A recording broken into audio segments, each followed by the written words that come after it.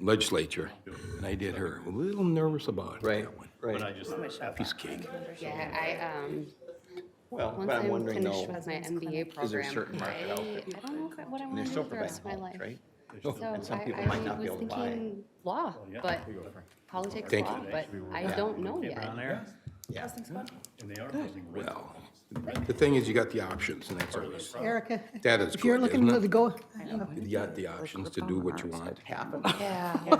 So there's, Erica. we look at this one. Oh, are we on air? They're filming Menards and they're building like a Oh, they're putting a superstar. new one now, okay. And they bought a bunch of properties behind it. But yeah, that's good for this.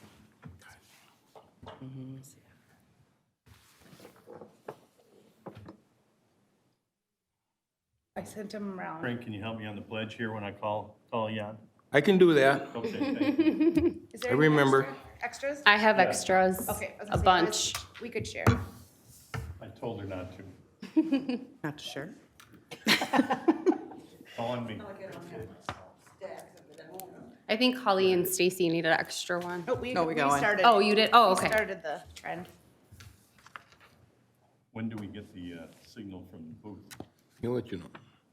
It says on here. You're good. Oh, okay. He, God bless America. he usually singles. Yeah. Yeah. Welcome, everyone, to the May 4th, 2022 Economic Development Commission meeting. And we're going to start the meeting out by a Pledge of Allegiance. Frank, would you Okay. help us out? I pledge allegiance to the flag of the United States of America and to the republic for which it stands, one nation, under God, indivisible, with liberty and justice for all. Thank you, Frank. Oh, we'll go into a roll call right now. I've got everyone here, with the exception of Bob is not here. Bob number 2 over there. Right? Bob's not here? Okay. Stiglich is, so we definitely have a quorum. Has anyone got any questions about the minutes from the March 2nd meeting? All right.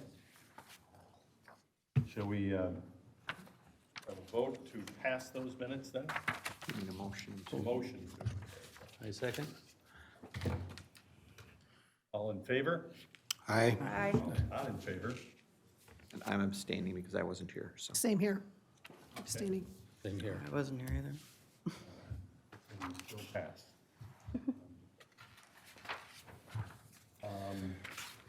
With that, we're going to go into the Economic Development Commission review of old business. So the Business Retention, Expansion, and Attraction Partnership Program. Andy? Take it? Yes, thank you, Mr. Chair. So this has been a standing item on our agenda as we've developed the framework for the program. I know we've gotten some input from EDC in the past and things like if we're gonna be out there doing the business retention visits, making sure we have follow-ups done and an action plan, and we get that into the final scope. One of the things we've changed since the last time you've seen this is reduce the total number of visits from 24 to 18. Trying to make sure it's a manageable number the first year and quantity over quality and part of that. A couple other things added were welcoming packets, knowing that we've got over 600 businesses and 8 businesses, just scratching the surface. There's other businesses that do open up that in the city over the course of the year that we may not get a chance to visit. So not only a visit packet, but that packet could also be used for any new business that comes into town. Will also be for the participant pool once formed, doing some training. Have our sort of kind of approach and what questions we're asking of them and what resources we have to bring from the city or from our partners at the county and the state programming aspect. So it's coming along really nicely. The Oakdale Chamber Board approved the agreement back in February. And then the Oakdale City Council approved the agreement at their last meeting at the end of April, so. We have a signed, ooh, I got loud for a second. We have a signed contract now. Next step is we're gonna have one more just workshop with council to kind of go over the details of it, and then we'd go out and start doing the visits, probably in the June timeframe, June, July. And that would go until early next year, with leaving some time for the wrap-up and reporting that comes along with it. And I'm already thinking about making sure that we build in the resources in our budget for next year, so that, for community development, so that we have the ability to keep this going. So that's one of the great things about it is, once you have it running, once you have your kind of people that are used to doing the visits, it's a good thing to kind of see the metrics, see the questions we ask, and see what sort of input or how things are changing over time too. So I'd be happy to take any questions from the EDC here tonight. Well, I don't necessarily have a question for you, but Holly, what do you think in regards to the chamber? There's 600 businesses. If they're only going to do 18 a year, maybe we can take, from 500 to 600 to take a few more and go out and just do some visits on behalf of the chamber. Yeah, I So think the chamber has a good base, starting with our ambassador committee. Yeah. We could form and maybe, bounce off of those 18 and add some into that. That's, Yeah. And I think, a great idea. we would work with Kim at the St. Paul Chamber on that to make sure that we're not doing both businesses, obviously, and work Yeah. with a plan with her. Yeah, I think that's a great idea. Yeah. Anyone else? So is that the kind of thing where you let Andy know, so Oh. you guys take advantage of, Yeah, it would have to be a team kind of thing, so we would deal with Kim, who's running it out of the St. Paul Chamber, her and her team, and we would just divide the names up, and so we handle it that way. Yeah, I think with that opportunity of 600 businesses plus here, I like that idea a lot. Yeah, okay. All right, I have a quick question. The last time I was here, I was not here last month due to COVID, but we had discussed briefly about possibly us on the committee participating in those visits. Is that still on the table, or have there been other people identified to do those visits? So it's definitely still on the table, and if there's an interest, just, let me know and I'll pass that along to council. I think part of this is, we only want one elected, most likely one staff, and then one business representative, either EDC or the chamber at per visit, and that might line up with if you've got a specialty in a certain type of industry and that's who we're visiting, that might be the perfect fit, but we will want a couple extra people because not everybody's going to be available every time. So yeah, if you're interested, just shoot me an email. I'll forward that on to council, and that'll be something that they'll be solidifying. And, even if we're not, everybody can't be on a visit, we're going to come back and take good notes and kind of share what we learned. And I think that'll help to inform future work plans for this committee as well as activities of the council. So, and then as well as sharing all the results at the end and things like that. okay. So I got a question regarding your metrics. Do you have a good establishment of metrics to know that you're successful or not? I mean, that's what I'm kind of concerned with. It sounds like from the discussions I've heard in other conversations that you probably are on that direction very well already. I'm just curious, though, what kind of metrics do you have? Yeah, I think some of them are, so the questions we'd ask, there's a standard deed survey that just asks about, business size, how many employees are you expecting to add employees over the coming years? Are you stable? Sort of more general questions about the business climate. As far as success, I think that's something we could follow up on is, was this a valuable use of time? type of thing. But I think it's, a lot of it is about establishing that relationship and knowing that it's not just a one-off thing, but kind of coming back, you know, at a future point. Maybe it's not another visit. You know, a couple of businesses we may want to visit every year, but, you know, some of them may just be that follow-up call or checking in on something they asked us to look into, like a permit or something for a sign or something like that, and making sure we're following up on it. Yeah, thanks. Anyone else? Well, Andy, should we move to new business and the presentation on open to business program partnership with Washington County? Yeah, and Tyler, I think, is on his way. He had another event in Woodbury that wrapped up at 5. So, I don't know if we want to move around on the agenda a little bit and then Okay. come back when he gets here. I'll send him a quick note, just let him know. We're waiting. Well, next on the calendar then would be the commissioners' updates. We can go around the table. Holly, we can start with you if you've got anything. I guess just a commissioner's update would be regarding our local chamber. We do have a meeting tomorrow. Is that what we want to go through? Kind of? Sure, yeah. Tomorrow at Oak Marsh, 11:15, full house. I have lunch for 50, which is Wow. really great. After COVID, we've seen numbers in the 20s. And Who's speaking tomorrow? Do you know? the gentleman, and he is the security, or was the security for the Queen of England. Like a huge, really cool background. So that's exciting there, and welcome anybody for next month, which is June. We have Tyler Hasselbeck from the county talking about open for business, which is huge. Good timing. Yeah, it's very good timing, and it's a huge asset to the local community businesses. Maybe we can tape it and share it amongst, you know, but again, the chamber, and then a little side note, like the Oakdale, their big rummage sale starts this weekend, so. That is, the chamber actually heads that event, so which is really cool, something new for us, so that's my updates.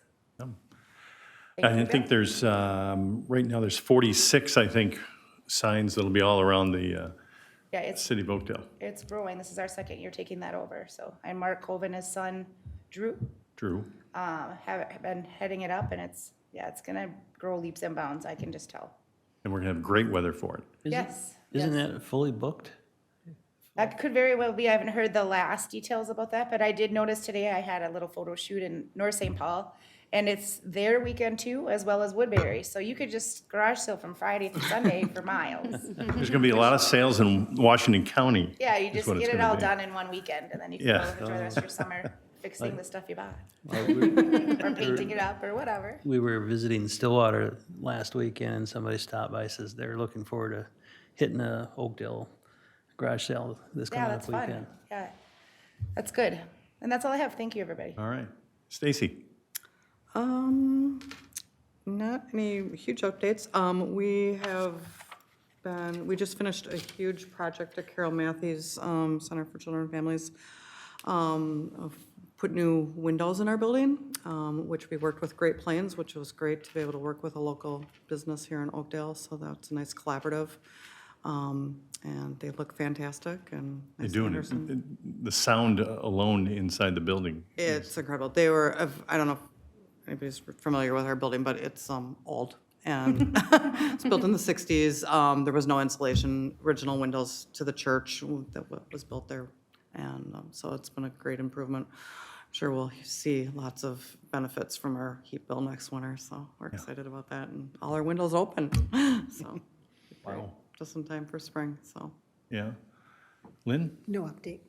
And we'll keep coming down. Nothing for me. Actually, I do.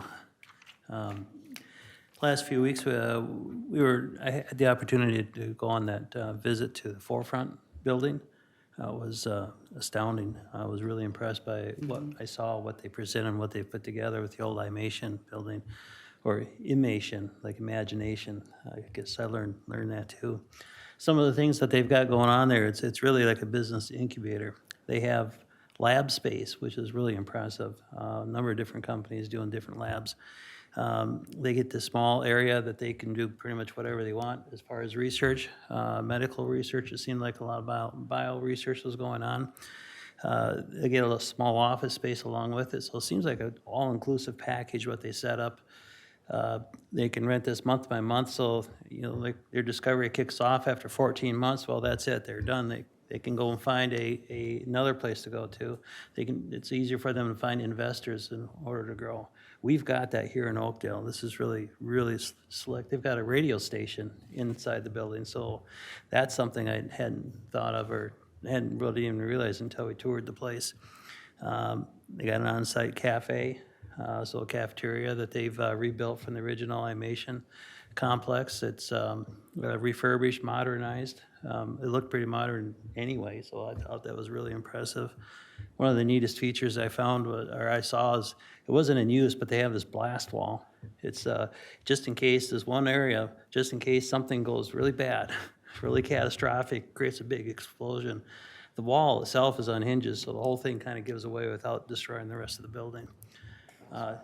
Insight, I mean, foresight for the kind of stuff that could go on there. It was really impressive.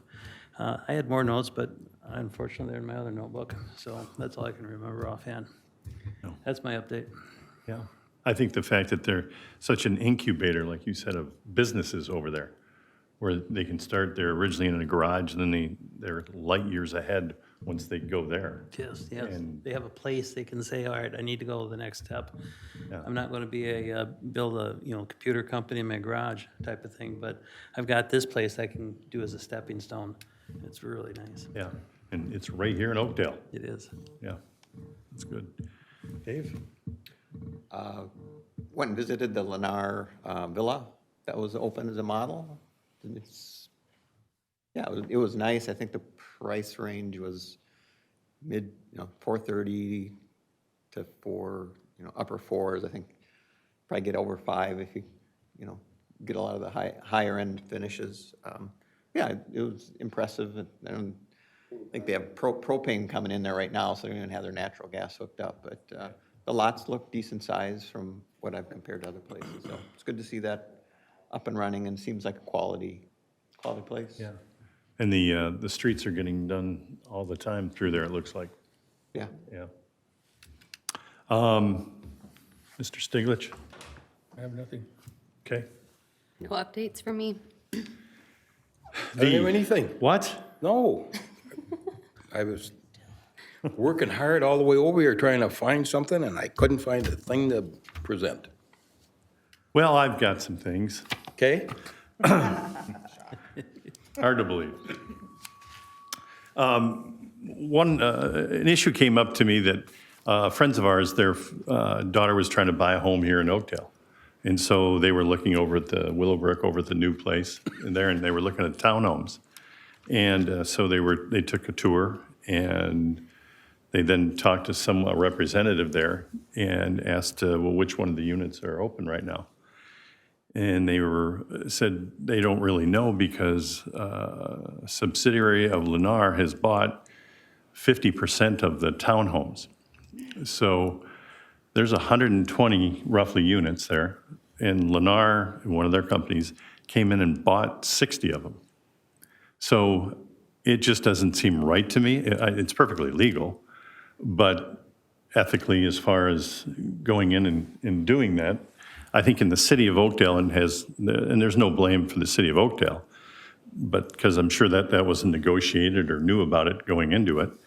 But I think we're opening this land up for single-family homes and townhomes for younger families, and we do have apartments being built over there also for that type of thing. I think back 36 years ago, I bought my first townhome in Oakdale, and so enjoyed the city of Oakdale so much that I then bought a single-family home in Oakdale. So, that's been taken away by 60 units by the large corporation. So it's more of a warning to other cities, if you've got large corporations coming in, building all these up, to, hey, maybe ask the question, what is the goal? when you start getting these done, are you going to kind of come back and buy out half of the inventory that you have? So, Be interesting. yeah, Will they be rental units? they're going to rent them out, Well, yeah. because they'll hold on to the value. Rental, can they do that? Well, sure, it's America. Andy, do you have any thoughts on that? I mean, it's obviously nothing illegal. Is that contrary to kind of what, when a city opens up, or is that just kind of standard operating procedure? Well, I will say, I mean, in the original, this going back in Willowbrook discussions, the understanding was that those would be owner-occupied townhomes. Just looking back on previous materials and things, and they did notify, at least at the staff level, that they were pursuing that 62 unit as rental, and really there isn't, unless this is a project that we're putting our own money and there's like affordability credits that are part of it. There's not much we can do as a city to prevent that. I will say it's not out of the ordinary. This is most of Lennar's developments they're doing around the metro. They are kind of reserving some of those units within their rental division. But it's, yeah, perfectly reasonable to bring that up, discuss it. Yeah, Is it possibly a rent-to-own situation to get around that? Or, I just heard they're going to just rent them, oh, okay. Yeah. turn them into rentals. So, Investment properties for their own properties. right, yeah. Not a bad idea.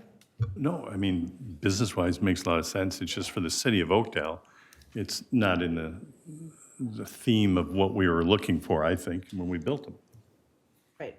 But, and there's nothing we can do at this point, but hey, heads up any other, because they build in 24 other states. So I'm sure it's done in other states. And so if there are buildings somewhere else around, other cities should know that this might happen. And maybe you could put some wordage or verbiage in there, not allowing that to happen, or a smaller percentage versus 50%. Yeah.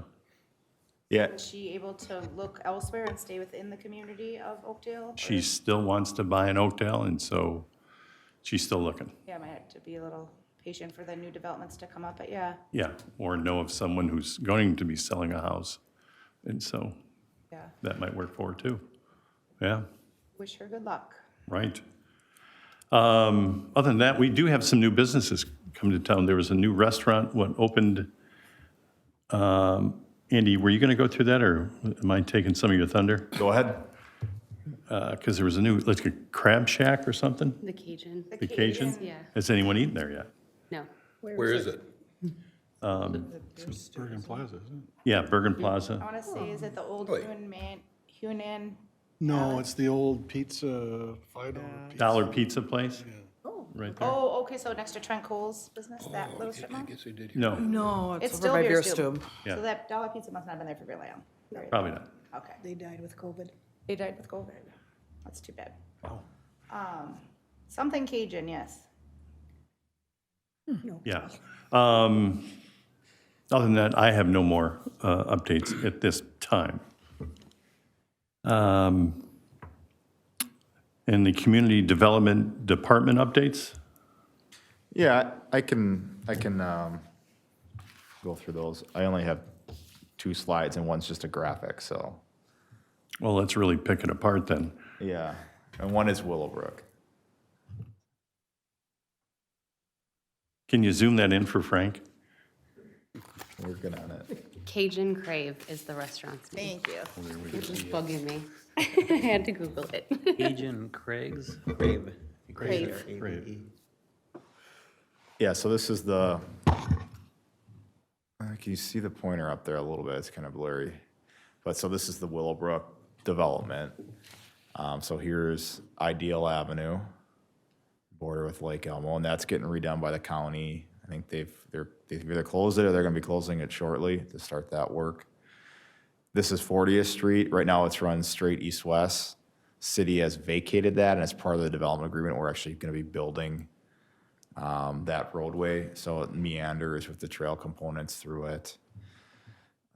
So far, in this corner is where the Springs, the Continental project, so that market rate townhome development is going in. So I think they have 4 or 6 of the buildings that are in process of construction, including right here. It's not shown on this graphic, but that's where like the pool house thing is. So that's going in. Occupancy dates are still looking at about February of 2023. So it'll be a little while before you see people moving in here Into the townhomes. into the townhomes. And then just to the north of that, this is the Lennar development where we'll be looking at half of those being rental under Lennar's division. And then again, remaining balance, as far as we know, are going to be owner occupied. And then the rest are the single family. There's been some, I think the model, I can't remember exactly where it is off of. The northwest corner. Yeah, up in this area. So the model's up there. There's a few other houses that have foundations and things in, and they're starting to go in. And I think, I talked to our building official, if they can get water and sewer in the roads, it could be by midsummer that there is a occupancy out there, at least the first in. So it's moving along. The big thing for us is getting this 40th Street project done. It's a big partnership with Lennar and the owner, White Star Farms, to make that happen. So we're working to get that done. And then we're also working on, see these 3 green park areas here. This one's called the Commons. This one's just labeled Neighborhood Park. And then this one's labeled Neighborhood Park as well. So part of the development agreement, the city got the land for all these parks and the open space, and a little bit of cash to start with the process of designing the parks. So we hired Stantec to help us with that. So we're going to be coming up with different concepts, working with Lennar. We're going to do a little bit of online engagement as part of that. And yeah, so that'll be going on this summer, the next couple months. And I'm waiting at the door. Yeah, so this is kind of the big piece of Willowbrook. The spot that we haven't got an application in yet for, but we know is under contract with a company called Rowers, is these 2 large, the multifamily apartment projects. And that's about 750 units between the 2, which is a lot of units for up here, which will probably take a few different phases to be able to build that out. But that'll probably be the next piece that goes in. I mean, they're kind of working from east to west out here. So a lot going on with this project. Thought it'd be a good one to highlight here today. I'm happy to answer any questions on Willowbrook. With Ideal, are they just widening it? Do you know when they're coming through, or? There's a trail component to be added on the west side, so on the Oakdale side as well, and improving some of the access points, turn lanes and such.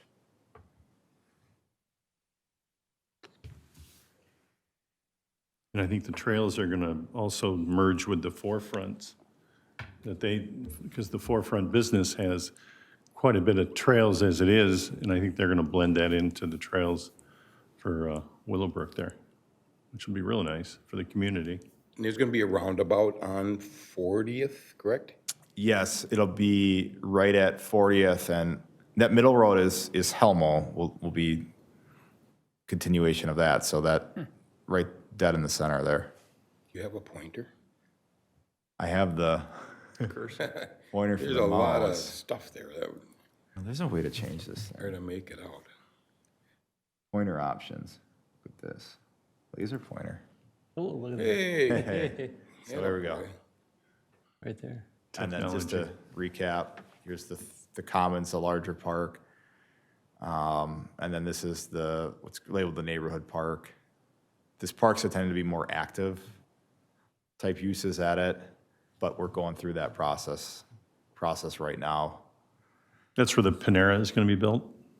That's to the south. I don't know how far south, but we'll get something.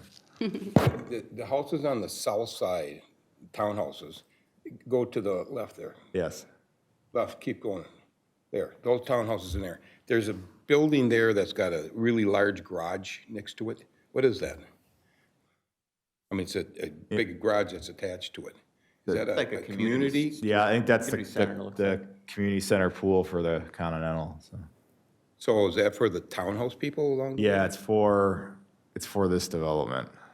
Is that apartments or townhomes? That, That looks like apartments with all those parking spaces. it's townhomes, Okay. but they're bigger blocks. I think they're like 20 units, Where, point that out. kind of in here.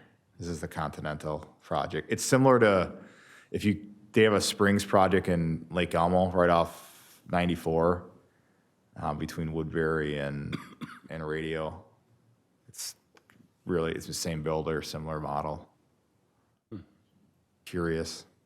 So you have single family, townhome, and apartment? Yes, and the apartments are Show me the apartments. over here on Oh, the nice. west end. And that's where we don't have any, I mean, we have the plat approved and the concept, but, and they're approved for the unit number, but they haven't come in for those yet. Who's building those?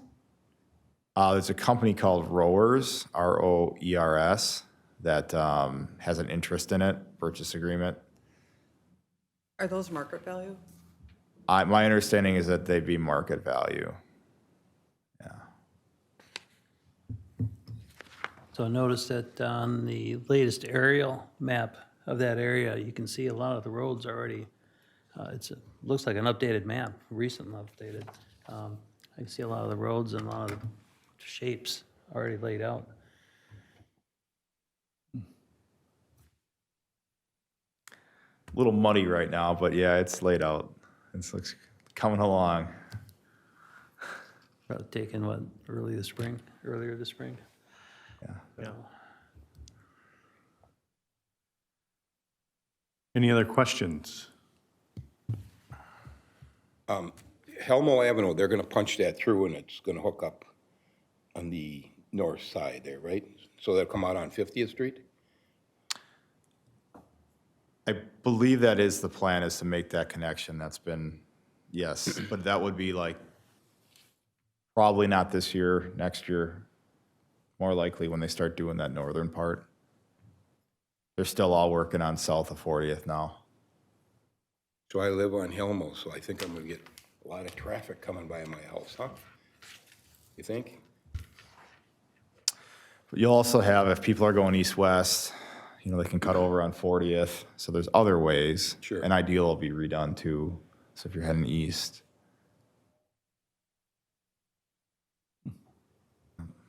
Okay. Okay.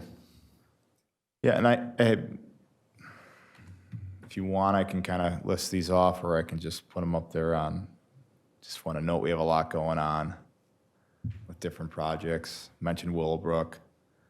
High school project is starting their partial tear down and then rebuild expansion project. Skyview is working through their project to make that fully a middle school, and then Eagle Point, the old elementary, is getting torn down at the end of the school year here, and the new one will be open. They're actually starting to get occupancy. The food shelf, I think some of you were at through the business, Oakdale Chamber, and they're open now, but there's still some pole buildings and things we're working through them on with the church. Home furniture, actually, this is a good one too. Hold the date for Monday, May 23rd at 5:30. I met with the representative out there earlier this week, and they offered to do a tour. Brought that up. They're going to open that following Saturday. So it's really close to being done. It's just an excellent remodel of that space. So something will come out. Hopefully tomorrow I'll send you out like an email on it, but Monday, May 23rd, 5:30, meet at Home Furniture if you're interested in joining that tour. And then Animal Emergency Referral Center, that's also getting pretty close to fully built out, right in their parking lot. Forefront Campus on their the western edge, they've got that 200,000 square foot office warehouse building. They want to break ground this summer, open up next summer. And then Impact Apartments is that 321 unit by the Helmo station at 4th and Helmo. They did get their approval from council, and they're looking to break ground too. Maybe towards the later part of summer, there's some infrastructure that needs to get in place, like roadways to the building that need to happen first. And then Cornerstone Village, Abolite, that's the one that's got units reserved for adults with mental disability, and then affordable units as well. They're looking to break ground as well this summer, so it'll keep our inspectors are busy, and they're gonna stay busy. Projects coming up, we've got Willowbrook. I mentioned this already. The roads is getting vacated, new roadway coming in. A church proposal that is going in front of council on the 10th for approval at 7287 Stillwater Boulevard. It's like Stillwater and Hamlet. And Forefront 2 is looking at diversifying their campus. I think Michael Larson mentioned that when we were out there about getting in different, it's business park, but, expanding another wing of that building eventually, but also adding some more uses like commercial and possibly even residential on some of the outlots. So that's going before council on the 10th for a workshop as well. And then these other projects on the list are just out there. The Priority Couriers headquarters at 50th Street, and then the concept of a performing arts theater up over by Menards at 55th and Hadley. They own the land now, so I'm pretty sure that's going to come back at some point. And then Cedric's Landing, potential expansion. There are a lot of complications with wetlands out there, and the old the old par 3 golf course. This is up by 694. But they're proposing some kind of unique things with rearranging parkland to be able to get another building footprint in there. So we told them, come to talk to council first and get informal feedback before going too far down that path. And then lastly, Oakdale Marketplace and Oakdale Station. So we're like LA Fitness and Pins and all that is. There's still 2 residential projects that are been poking around with interest. One of those being a townhome development. So in light of everything, we'll probably try to pin them down a little bit more of are those owner townhomes or rental, and eyes wide open on this one. And that's the snapshot of everything going on. I'm happy to take any questions on just projects. I just want to make a comment on that pending project, Priority Courier Performing Arts Center up on 55. That's up there by Fleet Farm and the theaters, the Oakdale, Marcus Theaters up there. Yes. Just really exciting. It's like, a small community. I don't know what it's really going to be, but I'm just envisioning it's going to be a small community playhouse where you can see all kinds of plays, shows. Just perfect as a destination. You think coming in, you can just bicycle there, you can drive there. You spend an evening there, you hit a restaurant either before or after. It's just perfect to see this destination being considered. I hope that works. I know this isn't on the project list here, but I had received an email from a friend of mine saying that Oakdale Elementary School is closed, and I was just wondering if there was any information on what's going to be done with that site or not done with it. I don't have any information on what future use of it is, but can look into that. Good question. Okay, thank you. Is there any more activity on the former the site on Tanner's Lake? So this is on the west side of Tanner's Lake, the city-owned property. Not as of recent. I know there's a couple people expressed interest. I think we'll try to actively market that a little bit more once we get our community development specialist position filled. Help us with that. Okay. So we had mentioned kind of new businesses, but I also wanted to mention the next to Oakdale Rental, Menards parking lot. That is being rented out for a doggy, like a daycare / salon. What was it called? It was where the Nerf gun place was. Yeah. Yeah, the name is like Something bark. Central Oh, Bark. Central Bark, Central Yeah. Bark, like Friends, yep. That's gonna be going in there, and, so they were excited, they came to our first chamber meeting, and Burroughs joined our chamber, but, I mean, I bet you Menards, so my vision out of the front of Apollo, I get to see Menards every day, and it's just completely, it's gonna be, by the end of the week. You're talking about the one on 36 and Yep. 61, correct? It's all just coming down, coming down, coming down. And on the city website of, obviously Maplewood, they show the proposed plans, but they have a plan, because this is that particular Menards is the largest profitable store for Menards in Minnesota, so they're getting it up as fast as they can, and they have a deadline of in December, maybe all the demolition, and be ready for the spring open. So, but that'll help this Menards, because now I gotta go, not got to, but I live in White Bear. I'm gonna be going to the Menards in Oakdale tonight, because, yeah, so that's good for this Menards. I think that's pretty cool. Very good. More sales tax for Oakdale. That's Yeah, good. exactly. Okay. Any other questions for Andy? I have one on that sales tax. Speaking of sales tax, how is that going along? How's that coming? The 0.08% or whatever it is that's, For Which- for the for the maintenance building and for the referendum police and station. Police station. Yeah. I believe it'll be on the ballot this fall. Yeah, so it'll be up to the voters to determine if they want to fund Okay. either of those two. I think they'll each be their own separate line item. Yeah. And we'll maybe have more conversation about that as it gets closer. Been years in the making. Yeah. Okay.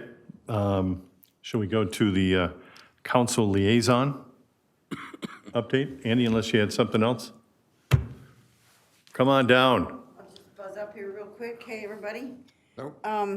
Really nothing to update. Andy has great updates, so I'm certainly willing to answer any questions. The Summerfest is rolling on. It sounds like we might be having a pancake breakfast Saturday morning at Guardian Angels. So that's being added. Bands are all booked, pony rides, everything, so everything's moving forward. And we're having a parade, And a parade. Yep. rides and No rides. no rides. Rides. Okay. Mini donuts. I don't know what food's gonna be there yet, sorry. That's your request. Well, that, and I know there's going to be a beer tent, so, She goes, no. Beer I'm just beer kidding. tent rides, that's it. That's the only thing. yeah. Right? Yeah. No ponies, nothing. In the I think future- ponies, I think they did get the ponies this year. I believe I just read that in an email. Do they plan on in the future bringing back the rides? It's kind of up in the air. We thought about it this year, but due to the late nature of the thinking about it, Hard to get vendors. we weren't able to book them for this year, but maybe next year. I know there's lots of people that are still interested in it. You just know what I see on social media, and I don't do social media that much, so you know that's a lot of voices saying, where's the rides? We're looking forward to the rides. I don't think a lot of people realize the rides aren't going to be there this year, because they talk about that. But when they realize, oh, no rides this year, there's a little bit of a stink about that. There So is. It's very popular, just from what I've seen. There was a stink about not having a parade too, so that's why the parade is back, Yeah, which is a good thing. yeah. We should keep traditions like that. I know the communities continue to get more diversified, but that builds a community as a whole. For sure. If Oakdale Summerfest just keeps continuing, as again, keeping up with how the new communities grow, it can become a tradition for all families, so I I think you can keep with that. just reinforce that with my own experience from my youth. I grew up in a small town in Michigan. One of the ways that they revitalized their whole town is they adopted a whole festival around a theme. And it's a week-long celebration, I think maybe 6 days. They get pageantry, they got a huge parade, they block off Main Street for rides. They got all kinds of contests, a lot of food, a lot of drink. I mean, it's just all-inclusive, and that town's only like about 3,600 people. You know, a fraction of what Oakdale is, and they put on this big event. Susan, wasn't the reason they were looking at getting rid of the rides was kind of being driven by the police for? I wouldn't, Is that my understanding? no, No? no, Okay. no. There maybe was a little escalated problems, but not, Okay, so it's not. nothing serious, no. Okay. Anything else? I do want to say one thing about the home store, though. I don't know if I said it at the council meeting or not, but I love the fact that they take buildings that are not in use anymore and refurbish and redo them, and it looks really nice. And I'm super excited to see it, so I hope you guys are all there, too. Yeah. Yeah. Home store. Can you make it, Frank? I'll be there. That's a yes by Frank. Anything else? Thank you. Yeah, thank you.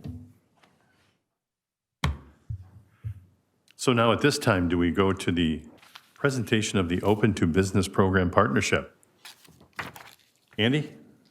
Yeah, and I'll just introduce Tyler here and give him the floor.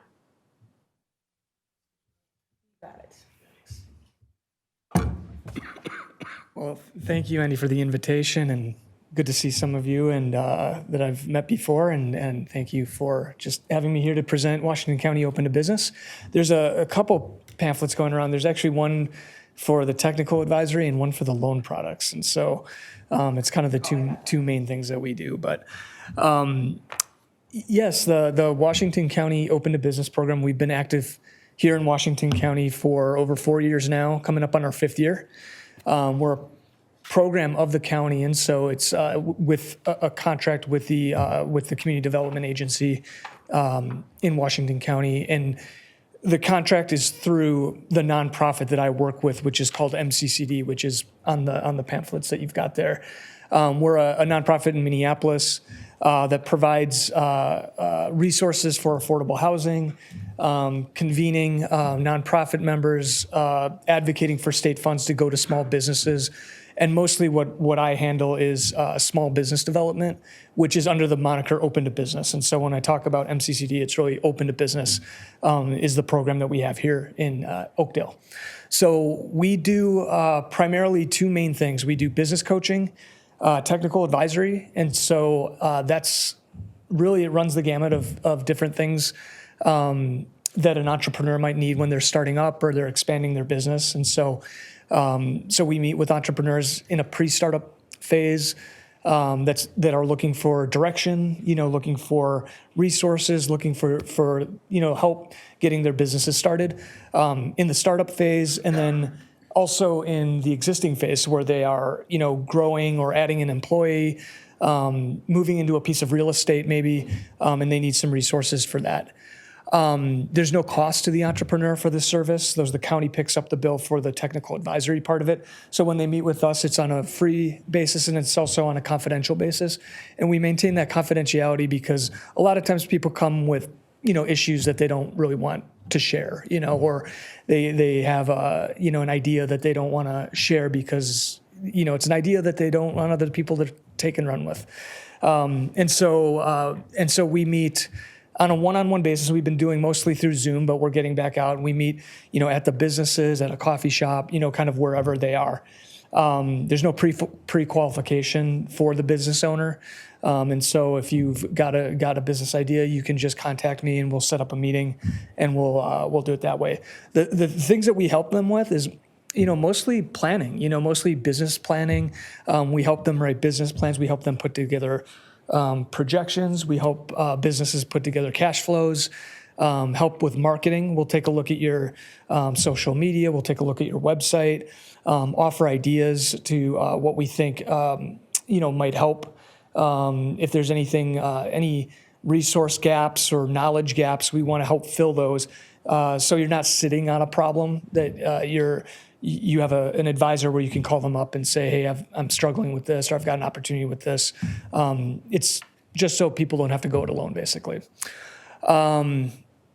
We see probably about, 150 businesses in Washington County during the course of the year. And I can get you Oakdale numbers, but Oakdale is a big part of that. And so, some clients we see, 1 or 2 times. There's I just need to know how to register with the state, or I've got a question about taxes or something like that. And that kind of solves the problem. And then others are kind of in that pre-start planning where they have a number of issues. And so we kind of take it in increments to say, hey, let's move the ball forward this way, then we'll meet in 2 weeks, and then we'll meet in 2 weeks after that. And then hopefully those meetings become a little bit more stretched out. But for the most part, it's just kind of getting people up and running. For the existing businesses, it's kind of the same idea. It's kind of like, going through, what we've gone through the last 2 years. It's been a lot of restructuring businesses, doing some things within the business that they maybe weren't doing in the many years before, moving some of the business online, changing some of the configurations in a restaurant, things like that, and figuring out how to kind of change something that's been going a certain way, and being flexible in that regard. And then the other main thing that we do is we're a capital provider. And so we provide what we call non-traditional financing. And so it's basically stuff that banks and credit unions don't really want to do. It's not their bread and butter. So most of it is in startup lending. So really small loans, micro loans, like $25,000, typically for startup lending, that really just gets the first couple months of operating expenses paid, maybe a piece of equipment, maybe some marketing expenses, things like that. And that $25,000 is kind of what our limit is, and we can get that approved in-house. And we like to keep it in that kind of area because a lot of these loans that we do are not secured by collateral. And so we're really kind of taking a riskier chance on these deals that they work. And so we want to make sure that if we're sitting with a client, that they know what they're doing, that they've got a good idea of how they're going to make money and make sure that the cash flow is better than the cash outflow. It seems simple, but it's really, kind of tricky when you talk about a startup and how you're going to get business and not just flipping the open sign and making sure people come in. And so we really sit with the business and make sure that the cash flow works. And so we do startup loans. And then the other main thing that we do is loans with partnerships with banks and credit unions and other nonprofits. And so I guess a good example of that would be if someone has been working, open their business and they've been renting for about 4 or 5 years and they say, hey, I think I'm ready to buy a piece of real estate, buy somewhere to build on. I could really use a bank loan, and the bank says, great, we love it. You've got some operating history. We can do 80% of that loan. It leaves a big gap because the equity required by the banks is typically equity that would be working capital in that transition. And so we can come in and do maybe 10% of that equity in the form of a loan, but it's in partnership with the banks and the credit unions to help deals that otherwise get kind of stopped because of that equity gap, move those deals forward, because most of those deals, the fundamentals work. It's just access to that capital. Because if you're talking about a $500,000 project that needs 20% down, that's $100,000, and not too many people just have $100,000, especially when it's at that small business phase. And so that's where we come in and do that. And since we've started in Washington County, we've done about 25 or 30 loans. About half of them have been probably the startup type loans, and then half of them have been in partnership with other banks and credit unions.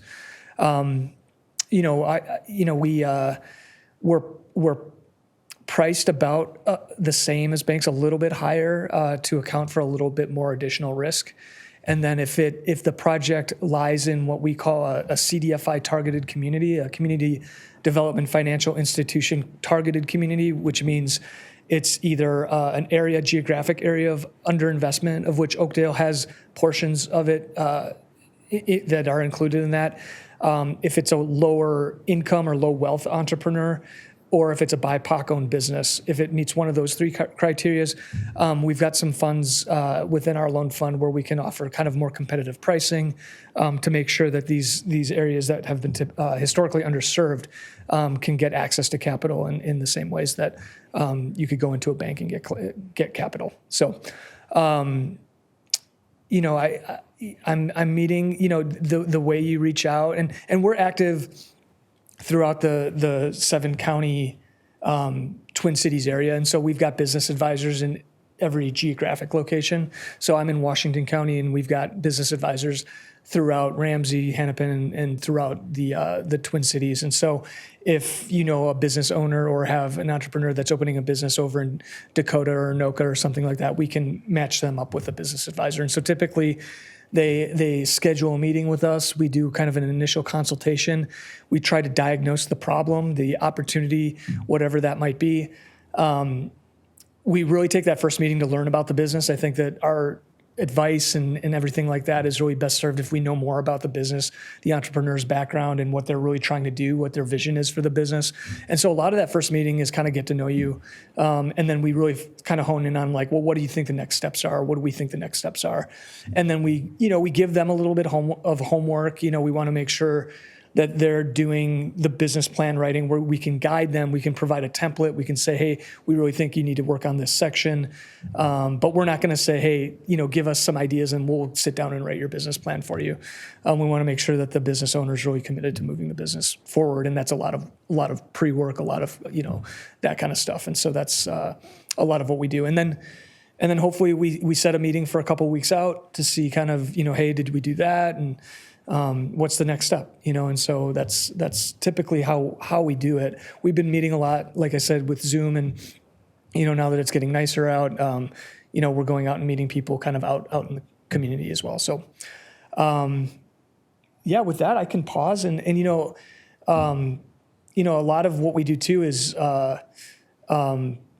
we don't have a huge marketing budget. We have a new communications person, so you can tell the difference between the brochures, kind of the old stuff and the new stuff. But a lot of it's just going out and meeting with banks, meeting with credit unions, speaking in front of EDAs and cities, and really making sure that the entrepreneurs know that this is a resource that they have in the community. And certainly working with the chambers has been a really great thing, where we can really find the gatekeepers to businesses, so the banks, the chambers, and others, so they know where to look for the resource. So with that, I can pause and open it up to questions or comments. I have a question. Yeah. The startup loan, is that a revolving loan fund? Or? It's not. That's a good question. Our loan fund it's an accumulation of a lot of different sources, and so we get some of our funds from the federal government through like a grant. So the CDFI Rapid Response you may have heard about last year was a lot of CDFIs got some money to put into their loan fund to lend out. We get what are called bank EQ2, so like bank investments to get CRA credits. So it's Community Reinvestment Act credits. So instead of lending, taking their resources and lending out $25,000, $50,000 at a time, they'll give us $200,000, $300,000 at 1 or 2%, and then we re-lend it out with a little bit of a spread to account for risk, and then we pay the bank back. And then we try to raise money through philanthropy too to get our loan fund. And so our loan fund is about $7 million. And so when we do a loan, we match it up with the source of funding too. And so, that's kind of how we do that. And then we report back to the funder to say, here's who, here are the small businesses that we lent to, and this is how we utilize the money. And who underwrites or approves those loans? We do. So my prior professional life was in banking before this. And so we've got a couple bankers on the team. We've got about 7 or 8 business advisors. Half of them were kind of in that financial world, and half of them have been like either business owners, marketing people. And so we've got some flexibility to say, hey, I've got a loan request. Can you take a look at it? And then we do loan write-ups, and $25,000 or less we can get approved in-house. And those are term loans. And so those loans to the entrepreneurs are not working capital lines because we don't have the admin team to do that particular stuff. But we try to match up the sources and the uses of the particular funds that go out. And then we put it on a repayment schedule that's pretty straightforward. And then there's ongoing technical advisory. So, and then if it's over $25,000, we have a biweekly loan committee made up of local bankers. And so if you know any bankers that are community minded, we're always looking for people on our loan committee. And then also a nonprofit, usually executive directors, people that have been in the business for many years that can bring different perspectives. We hear different things from the bankers than we do from the nonprofits, so. My last question you've already answered, and that's the background of your advisors, and you've sort of said they're bankers and. Yeah, and we're looking at doing more training in business advising. I know when I started, I had that lending background, so I kind of knew what loan write-ups looked like and everything, but I didn't know anything about business advising. And so it was a little bit of learning on the run, but everyone comes with a little bit of a different background. And so we see a lot of people in lending and finance that are interested in this kind of work because of the projects that we do with small businesses. And then it really runs the table. We always kind of keep our eyes open of who could be a good business advisor, who has got good business experience. Business owners are a great candidate to be a business advisor, because they've been through all this stuff. And so we've got a few former business owners on the team too. So, How many people do you have on your team? so MCCD as a whole is about 16 people, and then about a little over half of them are with the Open to Business program, the small business development. The rest are the CEO, the CFO, and then the loan servicing group. And then we just hired a communications person because there's a lot of marketing to do and a lot of word to get out. And we're trying to do better about really communicating our stories. And if we have a business that we help and they want to share their story, it can be mutually beneficial to show the county, hey, this is a good example of the work that we do, because we're confidential. So it's hard to be like, hey, we hope that store open, But if we get the blessing of the entrepreneur, we can put together, a little video or something like that. And so it helps the business too, because it's a lot of, kind of free advertising and stuff like that. So we hired a communications person full-time. Actually to do leads that. to my next question is, what is your success rate? What is success? That's a good What question. do you call success? Yeah, it's a really good question. It's it's hard because we saw a lot of business struggle through COVID, and a lot of the businesses that we dealt with got through it, but they're still limping along a little bit. The startups, it's hard to give a percentage, but you kind of see what the numbers are out there about how many businesses fail. I would say that the businesses coming in have about the same failure rate or potential failure rate. What we try to do is get in front of the issues that are causing that. And what we see is that most businesses fail because they're undercapitalized. They run out of money right away. They don't know what their total costs are to start up. They don't know what the timeline is to break even and things like that. And so that's one of the main things that we try to impart on people is know what your costs are. Here's a budget. It's to know what the cash is in and out, but it's also to look at all the expenses that could happen.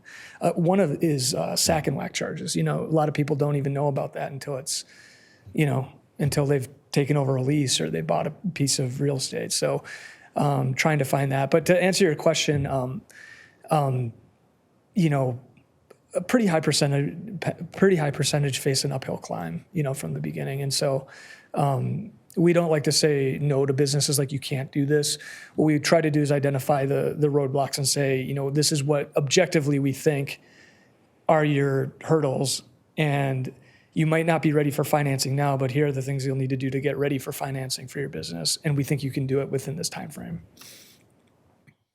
I think every person that's going to start, can even contemplating starting a business should go through a process that you're describing. I'm like, when I'd started, my first business, I wish I had, rather than kind of stumbling through it. So I think the communication is key. It's like, how would I know about this? Because I think it's really, really valuable.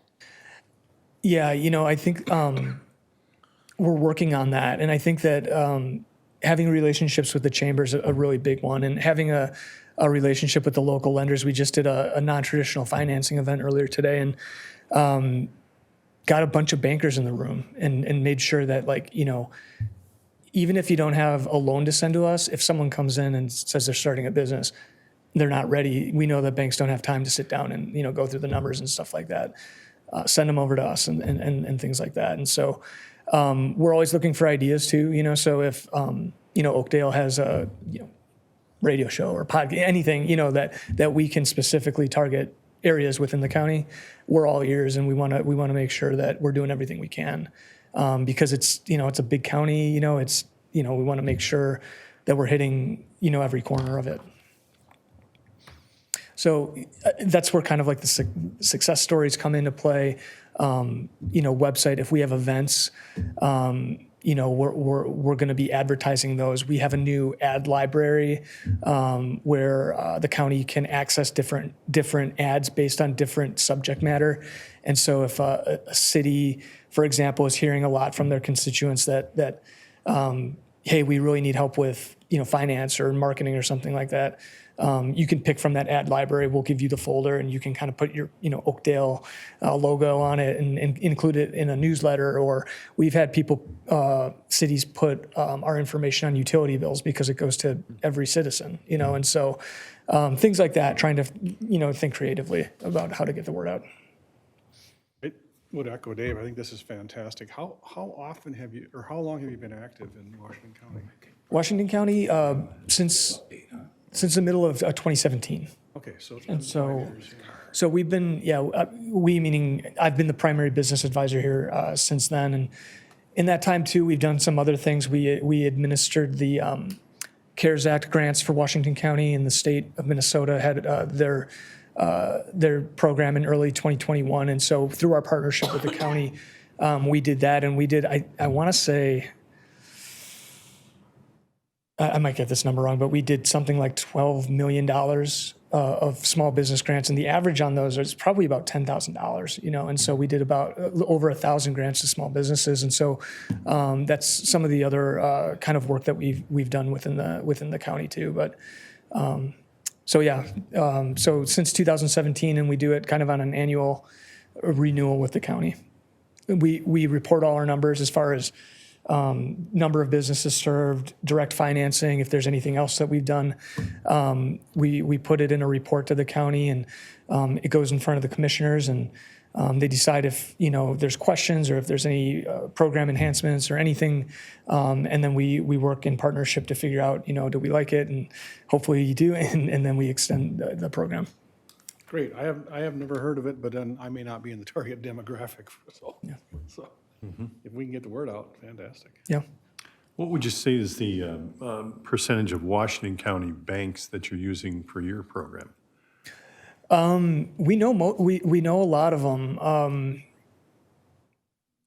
Hopefully most of them. And if we don't have a relationship, we want to have a relationship. I mean, as far as when it goes to lending, do you Oh. basically just go to the Washington County banks, or do you have to go to Ramsey or? Yeah, okay. Yes, absolutely. We want to make sure that the entrepreneur is in the community with the community, bank that knows the local community, and we're very, smaller bank minded. So, I mean, we love the Wells Fargos and the US banks and things and things like that, but we want to make sure that we have the relationships with the local community banks. And so we do referrals kind of back and forth. And so if we have someone that's ready for a loan that, we don't have sales goals, we want to make sure that they're getting the best financial product. And so if they're ready for a bank, if they've got a bunch of equity saved up, if they, have an existing business, we'll say, hey, you need to talk with CCF or something like that, or, whoever that might be.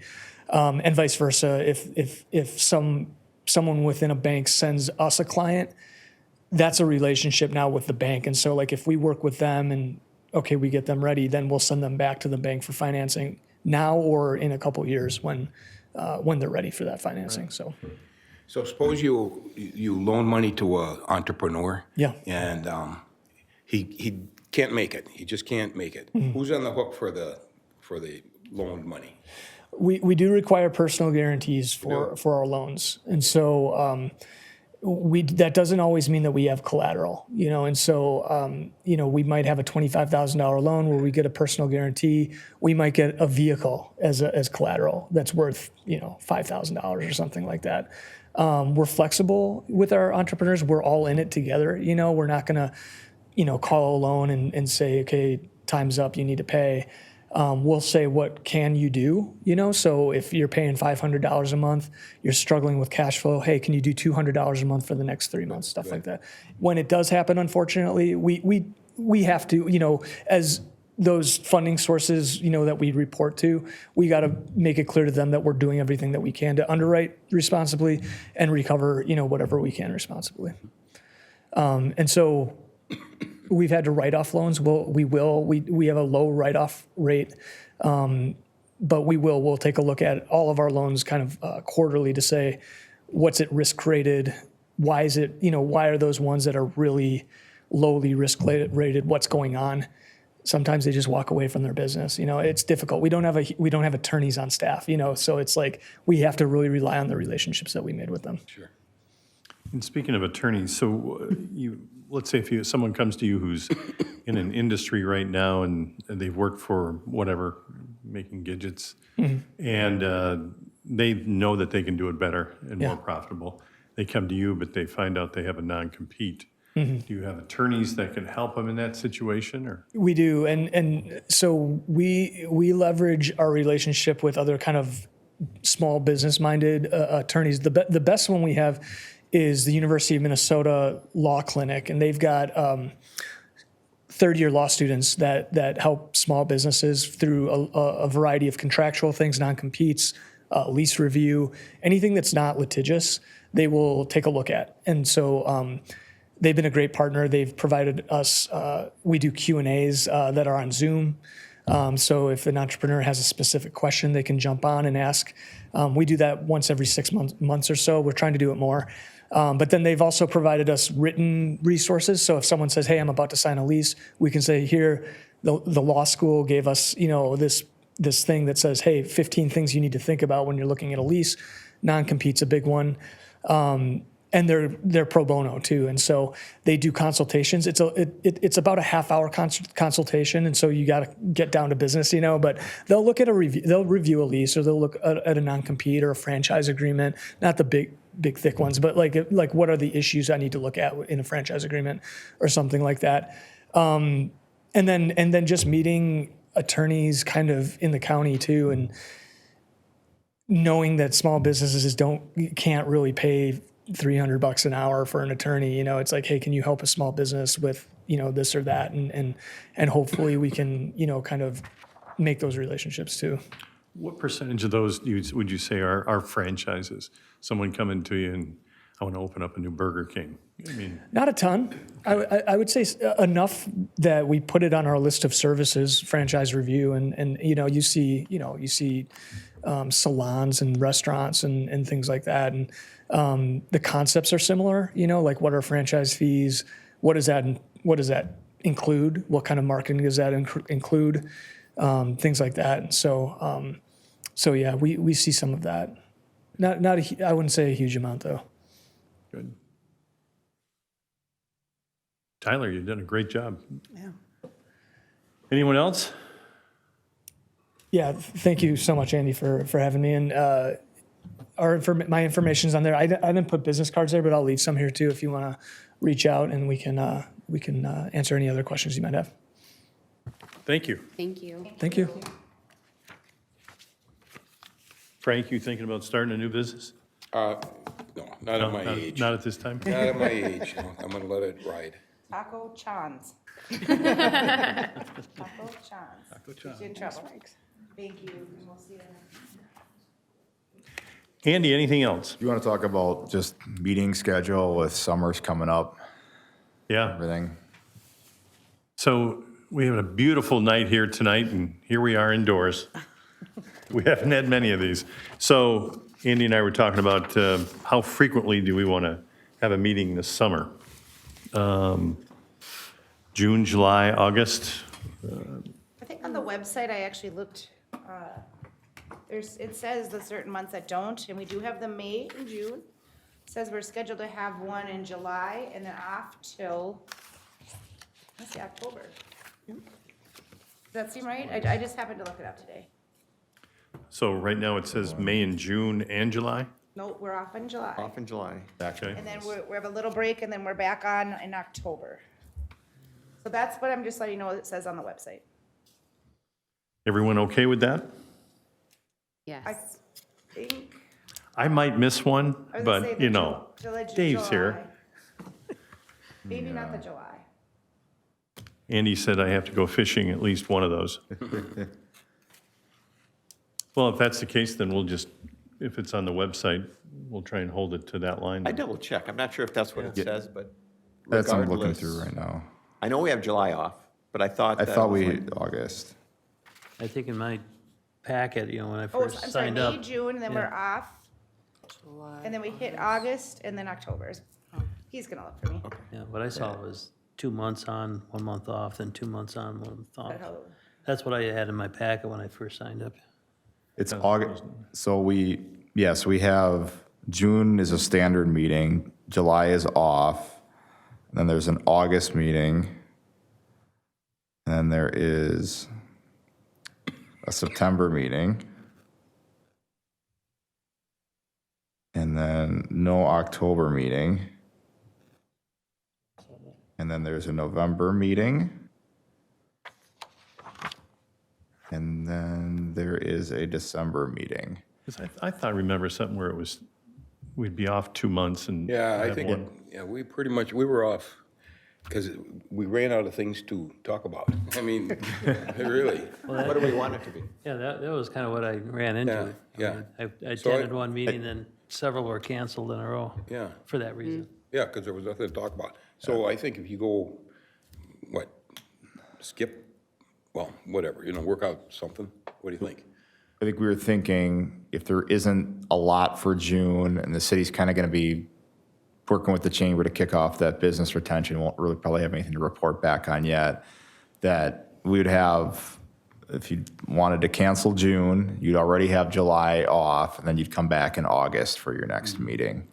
That works. I I second. think so. That's good. Yeah, that works. I second. Make a motion? I'll make the motion Go ahead.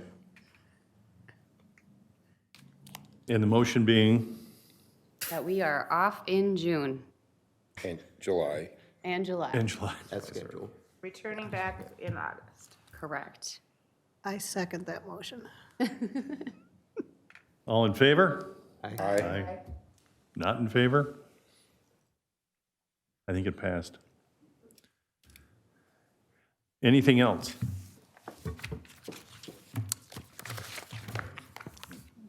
I make a motion that we adjourn. Second. I'll second it. 6:31. Good job, Bill. All in favor? Aye. Aye. Passed. Thanks for coming.